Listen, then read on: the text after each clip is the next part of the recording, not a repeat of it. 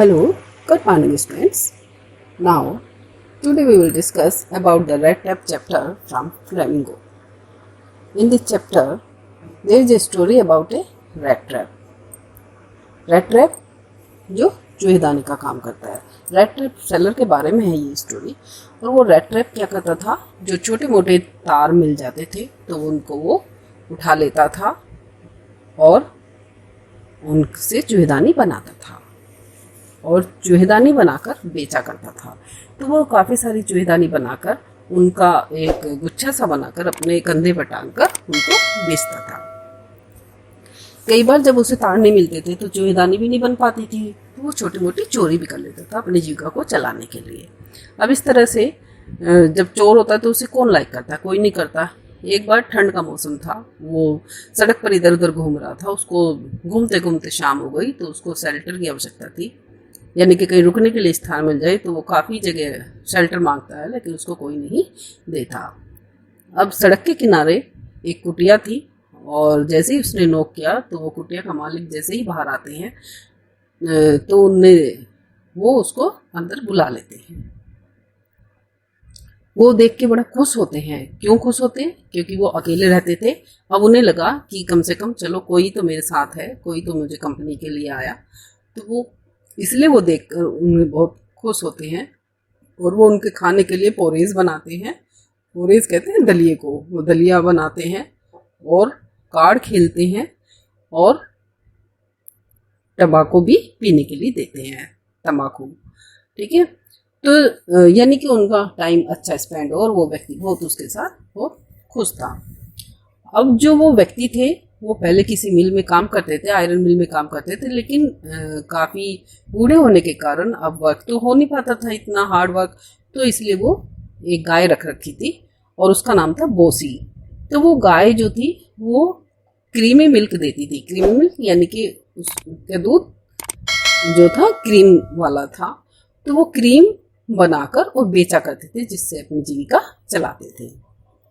अब उन्हें जो था क्रीम बेचकर 30 क्रोनर मिलते हैं. 30 क्रोनर कहते हैं रुपए को, यानी कि 10 के 3 नोट मिलते हैं. अब वो लेकर आते हैं और वो नोट एक पाउच में उन्होंने टांगे हुए थे, यानी कि विंडो के ऊपर एक नेल में यानी कि कील में एक पाउच टांगा था और उसमें उसने वो 30 क्रोनर रखे हुए थे. वो उतार के उसे व्यक्ति को दिखाते हैं. किस व्यक्ति को? जो रैट ट्रैप होता है. रैट ट्रैप को वो दिखाते हैं और कहते हैं देखो आज मुझे ये 30 क्रोनर क्रीम बेचने से मिले हैं. और वो दिखाकर और फिर वहीं पे उसमें रख के पाउच में और वहीं पे टांग देते हैं. अब रैट ट्रैप को देखकर बड़ा आश्चर्य होता है कि कोई भी व्यक्ति तो ऐसे नहीं करता, मुझसे तो कोई व्यक्ति बात भी नहीं करता और ये देखो अपनी पैसे भी मुझे दिखा रहे हैं. तो फिर क्या होता है, फिर रात को अच्छे से वो सब सो जाते हैं दोनों और फिर अगले दिन सुबह को जब उठते हैं तो दोनों अपने अपने काम पे चल देते हैं, क्योंकि सुबह सुबह गाय का दूध निकालना होता था उनको, तो वो चल देते हैं. अब रैट ट्रैप भी कहता है ठीक है तो मैं भी चल देता हूँ. तो दोनों बाहर से लॉक करके वो चल देते हैं. अब रैट ट्रैप थोड़ी दूर जाता है और उसके मन में विचार आता है कि वही जो उसने रात 30 क्रोनर देखे थे उसको उसका लालच आ जाता है. अब वो वापस आता है और बाहर से ही विंडो से स्मैश करके उसको शीशे को और उसको पाउच को उतार लेता है. उतार के उसमें से 30 क्रोनर निकाल कर पाउच को वहीं पे टांग देता है और वो चल देता है. लेकिन वो जो मेन रोड थी उससे नहीं जाता बल्कि इधर उधर गलियों में को जाता है. और गलियों में जाते जाते वो रास्ता भटक जाता है. तो भटक जाता है वो रास्ता, ऐसे रास्ते पर पहुंच जाता है जहाँ आगे जंगल ही जंगल है. वो मेन रोड से क्यों नहीं जाता? क्योंकि उसको डर भी था कि कहीं मुझे पुलिस वाले ना पकड़ ले, क्योंकि चोर तो वो था ही, कहीं कोई देख ना ले. तो इस वजह से वो इधर उधर जाता है जिससे कोई जंगल में घने जंगल में फंस जाता है. और जंगल में जाते जाते वो सोचता भी है, वो बेचारा थक जाता है रास्ता, लेकिन उसे मेन रास्ता नहीं मिलता.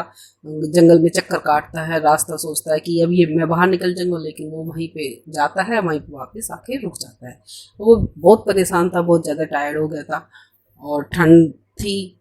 तो वो सोचता है कि वास्तव में ये मैं क्या हूँ, मैं भी आज इसमें फंस गया हूँ. तो वो क्या कहता है, the whole world is a rat trap, यानी कि इसमें जो भी लालच करता है वही इसमें फंस जाता है। चूहेदानी क्या है, चूहेदानी में कोई भी पीस लगाओ, कोई भी टुकड़ा लगाओ और चूहा आ जाता है और वो उसमें बंद हो जाता है, बंद हो जाता है यानी कि उसका अंत हो जाता है।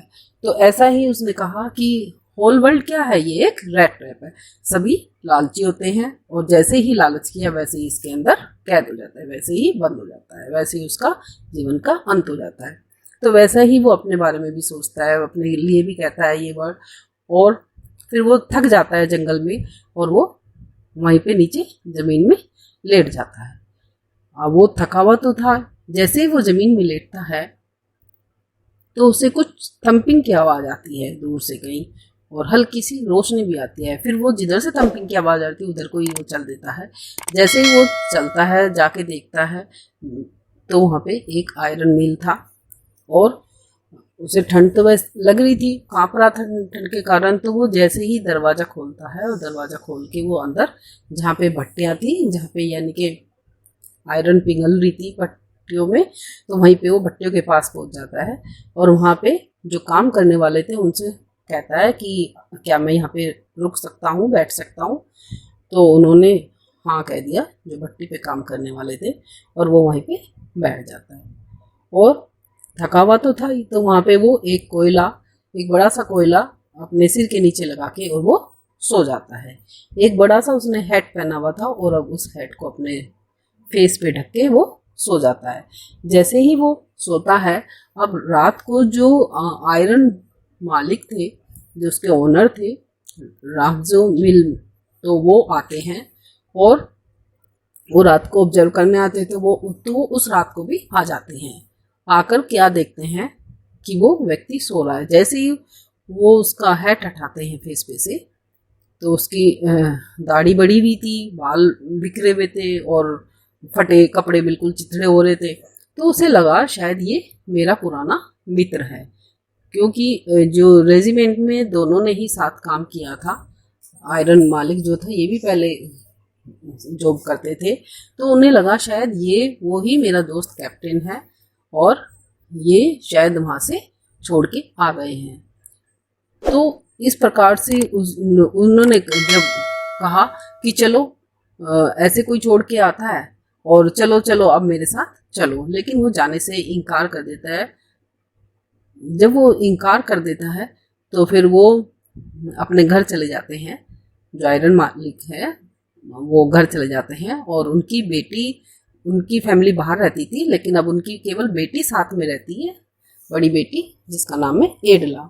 तो एडला जो है बहुत ही सॉफ्ट नेचर है, काइंड हार्टेड है, और वो अपने फादर से कहती है, जैसे उसके फादर बताते हैं कि आज ऐसे ऐसे हमारे जो पुराने मित्र हैं वो हमें मिले कैप्टन, और लेकिन वो आए नहीं साथ में, मैंने बहुत कहा। तो वो अपनी जैसी डॉटर से बोलते, तो उनकी डॉटर कहती है चलो मैं देखती हूँ। तो वो जाती है गाड़ी लेके और जैसे ही एक फर वाला कोट भी लेके जाती है, क्योंकि कपड़े फटे हुए थे उसके, फर वाला कोट लेके जाती है। और जैसे ही जाती है तो वो उसको कहती है, कन्विंस करती है, लेकिन वो मना कर देते हैं। लेकिन जैसे ही वो फिर कहती है तो वो तैयार हो जाते हैं चलने के लिए और वो फर वाला कोट दे देती है। वो कोट पहन के और आ जाते हैं। जैसे ही वो आते हैं तो डिनर वगैरह रात को तो सो गए, लेकिन जब मॉर्निंग में उन्होंने ब्रेकफास्ट, जब उनको अच्छे से सूट, नया सूट दिया, उनकी सेविंग वगैरह कराई, अब उसकी दाढ़ी वाड़ी हट गई बिल्कुल। तो अब वो पहचानने लगे कि ये कौन है। तो जैसे ही वो ब्रेकफास्ट करने लगे साथ में और टेबल पर आए तो देखा तो वो एकदम चिल्ला उठे। कौन? जो आयरन मालिक थे, एडला के फादर। क्यों चिल्लाने लगे कि तुम तुम तुम तो वो नहीं हो, तुम तो कैप्टन नहीं हो, क्योंकि वो पहचान में गए। तब तो उसे लगा कि मेरा पुराना दोस्त है, कैप्टन है, तो इसलिए वो ले आए। लेकिन वो कोई और था तो इसलिए वो चिल्ला उठे। लेकिन उसकी डॉटर जो थी एडला बोलती है कि फादर देखो, क्यों? क्योंकि क्रिसमस आने वाली थी और क्रिसमस आते 25 क्रिसमस जो होता है उनके लिए स्पेशल फेस्टिवल होता है, और अगर कोई गेस्ट आता है उस दिन तो वो बड़े खुश होते हैं। तो ऐसे ही एडला कहते हैं कि फादर देखो, हमारे साथ कोई भी नहीं है और ये कम से कम इनको क्रिसमस डे वाले दिन रहने दीजिए और ये हमारे साथ सेलिब्रेट करके फिर चले जाएंगे। तो उसके फादर तैयार हो जाते हैं, उसको कह देते हैं ठीक है। फिर क्या होता है, जैसे ही नेक्स्ट डे चर्च में जाते हैं एडला और एडला के फादर वर्शिप के लिए चर्च जाते हैं, तो वहाँ पे जाके जैसे ही वो चर्च में गए तो उन्हें कुछ आवाज़ सुनाई दी। वहाँ पे बाहर क्या आवाज़ सुनाई दी कि देखो उन जो वहाँ पे सड़क के किनारे बाहर रहते थे उनके 30 करोड़ चोरी हो गए हैं। और उनका मतलब ऐसे ही हुलिया बताया, लंबी सी दाढ़ी और फटे हुए कपड़े इस तरह से थे, चूहेदानी का एक गुच्छा था और इस तरह से कहते हैं, यानी कि सारा हुलिया वो ही। तो वो एकदम जो उसके फादर थे एडला के, उनको एकदम तुरंत याद आता है और वो तुरंत बोलते हैं उनसे, चलो चलो जल्दी से घर चलो, देखो हमारी जो सिल्वर स्पून रखी हुई थी शायद वो भी ना चुरा के ले गए और ये सब, चलो जल्दी से, क्योंकि वो सोता हुआ छोड़ गए थे अपने घर ही उसे।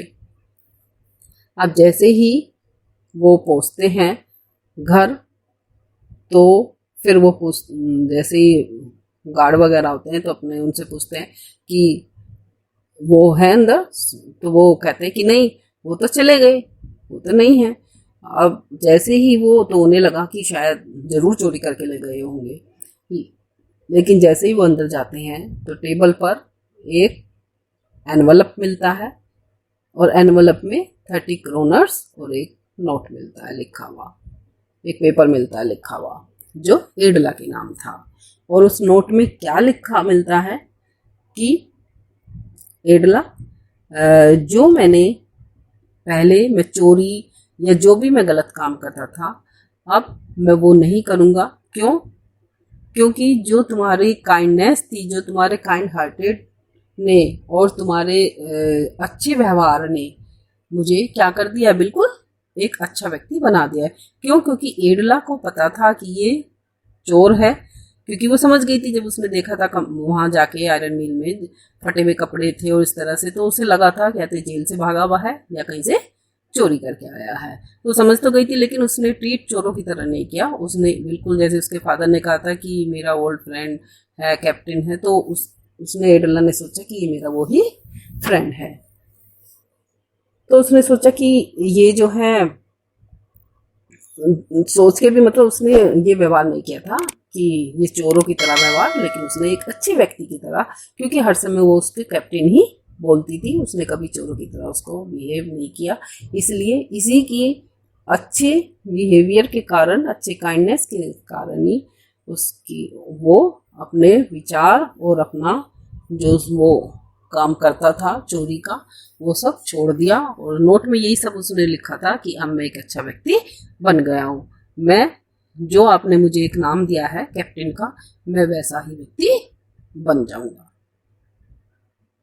इस प्रकार से ये स्टोरी अब कंप्लीट हो जाती है। क्यों? क्योंकि हम अगर किसी को सुधार सकते हैं, किसी को अच्छा व्यक्ति बना सकते हैं तो अपनी काइंडनेस के द्वारा। Okay students, okay, thank you.